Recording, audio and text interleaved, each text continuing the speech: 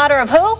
The country's new Vice President, Kamala Harris. So tune in all month right here on First Take as we recognize Black History Month in historically Black colleges and universities. He's a legend. He's a winner. He's a good leader. One of the best human beings I know. Even a greater football player. I can't speak enough on what he's meant to me. I'm just blessed to be next to this man. You know, he's the GOAT. He is the greatest football player to ever play. You know, and I can tell my kids I play with that man. And I'm just blessed. It's been amazing to have Brady come in and lead us to the Super Bowl champs, man. Like there's nothing else to be said. Brady, there's nothing that he can't do. New team, new scheme, first year, going to the Super Bowl and winning it all. Like he's the GOAT for sure. By the way, I just want to mention Leonard Fournette, heck of a game. He'll be on the show with us tomorrow. I can't wait to talk to him. Dan Orlovsky's in the building. And Dan, you know I have love for you, but I don't even know your wife, and I like her more than you. Everyone, please go look at Dan's Instagram, and you can thank me later. We will leave it at that. Solid video. I was so mad, Molly. Oh, I was so mad. I know. Crybaby, all competitive. Oh, my goodness. But I can tell your wife something special. We'll leave it at that. Stephen A., let's go back to the GOAT talk. Did Brady finally put an end to it, even in the future? It's all said and done. Brady's the GOAT. No one's ever going to take that away. I think so. He's going to go down as the most celebrated quarterback in the history of the National Football League. And I think that, again, you know, I say it's over for Patrick Mahomes, and only in that regard. We all know that Patrick Mahomes is phenomenal. We know he will be back. There's no question in my mind that as long as he's healthy and he's at the quarterback position for the Kansas City Chiefs, they will win Super Bowl championships in the future. I sincerely doubt it'll reach 7, but more importantly than that, we're going to look at the fact that when he went against Brady, Brady took him out. Okay, Brady is going to end up being the MVP. Max just went on the soliloquy the previous segment with a lot of things he had to say about the two in comparison. And what I'm saying to Max is what Max has said on many occasions about everybody else, and you can validate this. It's not that your information is wrong.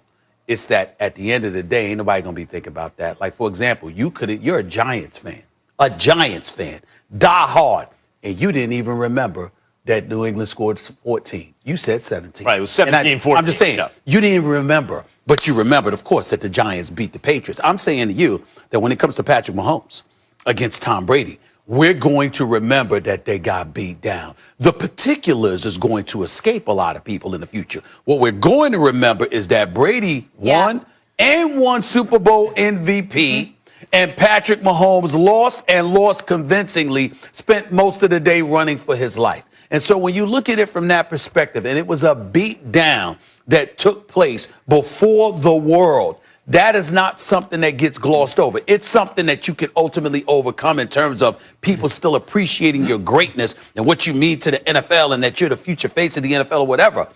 But even though Brady's won now 4 rings, I think he's won like 3 or 4 rings since the age of 37. Since the age of 37. He's won 3 since I made the Cliff prediction. Out of the last 5 years. He has multiple after 40. That's all I know. Don't bring that up. Don't do that to yourself. But in the end, what it comes down to is that when you get beat down like that, and it's at the hands of Brady, people are going to remember that. Those other details, while definitely accurate, is not what folks outside of Max Kellerman and the Dan Orlovskys of the world and others are going to recall. What you just said is real talk. That's as the kids say. I don't know if they're kids anymore. Everyone says real talk, right? Isn't that old? Is that no one's saying it in real talk? I say it all the time. The point is that's real talk. That's actually what is going to happen. Yeah.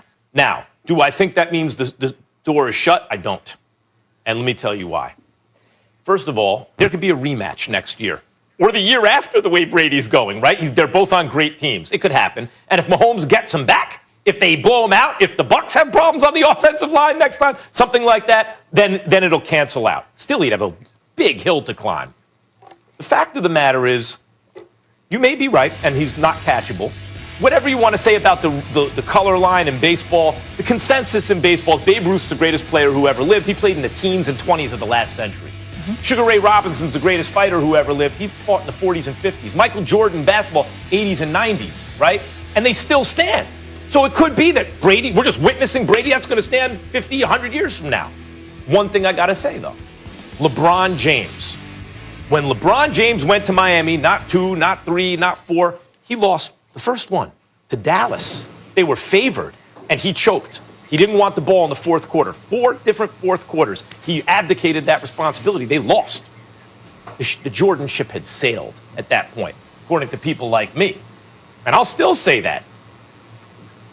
And yes, we're going to look at the score and say that's a blowout. But did Mahomes actually play poorly? Like, as I said, he hit 2 receivers in the face with the ball. He had iconic plays in that game that we'll be looking at highlights, decades from now, that weren't even receptions. Like, we're going to look at him parallel to the ground throwing that ball like the Odell Beckham catch, and it wasn't even a catch. No, it wasn't Mahomes, the way LeBron didn't want it. It was the team around him. And I'll say this, LeBron's in the GOAT conversation. He's in. Look, you want to deny LeBron's in the GOAT conversation? There's a generation of people, it's like 50-50 almost, who think it's LeBron or Jordan. I may disagree with them, but to say LeBron didn't get back in it after he lost that first one against Dallas is not true. He's won 5 since then. No, LeBron's in it, and if LeBron got back in it, it's not impossible for Mahomes. All right, Dan, you played quarterback. Talk to us. I have no idea if Max actually answered the question. The conversation How is did I over. not answer Tom the Brady's question? the GOAT. I Tom just Brady's said the GOAT. You just said, does it put an end to all talk? I said no. He will not be caught. First of all, Tom Brady's got 7 now. He's got 7. All other active quarterbacks, including Drew, who's going to probably retire in a couple weeks, Drew Brees, they've got 8.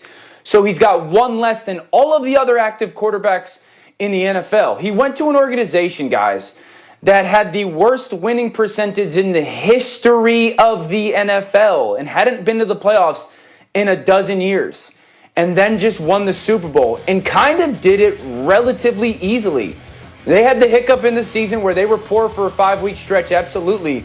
But then he goes on the road and beats 3 Hall of Famers, 3 of the all-time greats. He goes on the road and beats Drew Brees. He goes on the road and beats Aaron Rodgers, and then he beats Patrick. We agree Patrick will more than likely be a Hall of Famer. I mean, this is, not only did Tom go win his 7th, Tom won his 7th and went on the greatest Super Bowl run a quarterback's ever been on. I mean, think about that. He threw for 50 touchdowns this year at age 43. It's so hard to do what he had. It's so hard to link up with the coach and the organization and take the pay cut with the salary cap for that stretch that he did in New England. And then when the other team decides that they don't want to keep you per the price or support you per the play, have the opportunity to go somewhere like he did and completely reshape. I mean, think about the guys that scored last night. Leonard Fournette was cast off, but he wanted to go play with Tom Brady. AB did a lot of it on his own.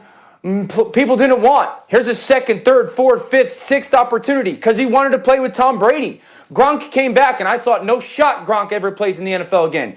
Gronk comes back. Why? Because he wanted to play with Tom Brady. I mean, not only is the best ever, he's the greatest believer in ever, and he might be the most impactful ever. Listen, I love Patrick. No one raves about Patrick more than me. The conversation is now over. He will not catch Tom Brady. It's unlikely that he will catch Tom Brady because it's like as though LeBron lost that series in Dallas to Michael Jordan. Then how it, but if LeBron rematched Jordan and beat him, and LeBron went on to win 5 or 6 championships, he would have a generation of people saying he's better than Jordan. It's not happening. And let me throw a different kind of analogy there, Max. In 2002, my man Will Packer, producer extraordinaire. I know Will. Huge Tampa Bay fan and what have you. He just texted me a few minutes ago. Here's the deal. When you look at think about what Tampa did in 2002. They go out, they go all in. They go out and they get John Gruden. All right, that's one parallel. Mm-hmm. Then they go and they beat the Eagles. I was at that game, the coldest game I've ever been to. I had to cover that game for the Philadelphia Inquirer. I looked like I was 300 pounds. Hope you had a chinchilla. And the snorkels and everything that I had on. It was ridiculous, okay? All right, they finally beat the Eagles. They got over the hump. And more importantly, there were distractions along the way. If you recall, when they won that Super Bowl against the Raiders, Barrett Robbins, he sits up there. He's upset that the coach, Bill Callahan, decided to game plan and go away from the power running game, which to him was his bread and butter. That's how he became a Pro Bowl center and what have you. He was distraught, depressed, leave the hotel, go out, get drunk, do drugs, prostitutes, all types of stuff. I mean, it was crazy what he did, and they couldn't find him. for the Super Bowl, okay? So their all-pro center was gone, all right? What happens this time around? Andy Reid with his son. That news comes up. That's percolating Super Bowl weeks. The parallels cannot be denied. But guess what? We still remember. John Gruden had 2 winning seasons in his last 6 years in Tampa Bay. Right? That was a Super Bowl championship season. Ever since then, they had no success. But John Gruden leaves, is in the Monday Night Football booth, and is relevant to this day because of what they were able to do with that one Super Bowl. And that's a coach. So can you imagine what this is going to do for Tom Brady, who had 6 rings before he walked into yesterday's game? Hold on. And then to now do this? It's untouchable. My point is, you're right. That's why, in terms of it being unlikely, which is why I brought up Babe Ruth 100 years later, people still think he's the greatest. Probably was. Sugar Ray Robinson, it's been 60, 70 years. He's still the greatest. And 60 or 70 years from now, we may still be saying that about Brady. But I will remind you, LeBron James was out of the conversation permanently after the loss in Dallas. And he got his way back in. Max? So if Mahomes winds up beating Brady at some point down the road and winds up with 5 Super Bowls or something like that, he'll be in the conversation. Why don't you just quit? Why don't you just quit First Take right now? You've been raving about Jordan being the greatest, as have I. In other words, we don't believe LeBron so that's is why there. that point However, So why are you saying that? We don't believe it? Because I'm addressing your point about what people will remember. You're saying it's disqualifying because he lost to him head-to-head and people will forget the details. But those same people have embraced LeBron, many of them, most people as the greatest who ever lived. Most people who embraced LeBron weren't born when Jordan was playing. He'll be in the conversation as second to Brady, just like LeBron's in the conversation as second to Michael Jordan. That's facts, Matt. Well, I would say this. Jordan, if Mahomes' peak is considered higher than Brady's as an individual performer, he doesn't need to catch him with numbers of Super Bowls. So long as he's competitive there, if he has a handful of Super Bowl wins, and at some point he's going to have to beat Brady head-to-head, the fact that his peak will be perceived as higher could push him over the top. No, this is... Why not? In football, in team sports, when it comes to all-time greats, whether you like it or not, they are going to be measured at the quarterback position by how many Super Bowls they win. We talk about Aaron Rodgers all the time as one of the most talented ever, but one of the questions, if not the biggest question tied to him, is why has he only won 1? No matter how the talent or how remarkable his statistics have been. That will be the same. Terry Bradshaw has 4 Super Bowl rings and a cannon for an arm. No one ever calls him the greatest of all time, and no one did back then either. Max, the only reason is because Terry Bradshaw respectfully played over like 40 plus years ago, bud. Like a lot of people that talk about sports weren't alive then. But Johnny Unitas had that title for a long time. They were 8-year-olds. Max, he will not catch Tom. Tom has 7 Super Bowls. He has to win 6 more to even get into the conversation. Unlikely. In an era where the salary cap is going to continue to be fought, no one is going to do what Tom did and take less. Tom might also win another one. Nobody's going to do it the way that Tom did that. Let me wrap this up by saying this, because Tom Brady clearly loves proving people wrong, and Adam Schefter brought this up on Get Up, and it's a phenomenal point. Back in March when he was a free agent, 30 teams passed on him and thought their quarterback situation was better. Only 2 teams were interested. That was the Chargers and Tampa Bay. Clearly, Tampa making the right choice. We'll leave it there. Daniel will be back with us when we come back. I'm looking forward to this conversation, guys, because there's another man we need to look at this morning. That would be Bill Belichick. How does he look this morning, and will last night hurt his legacy? We get into it.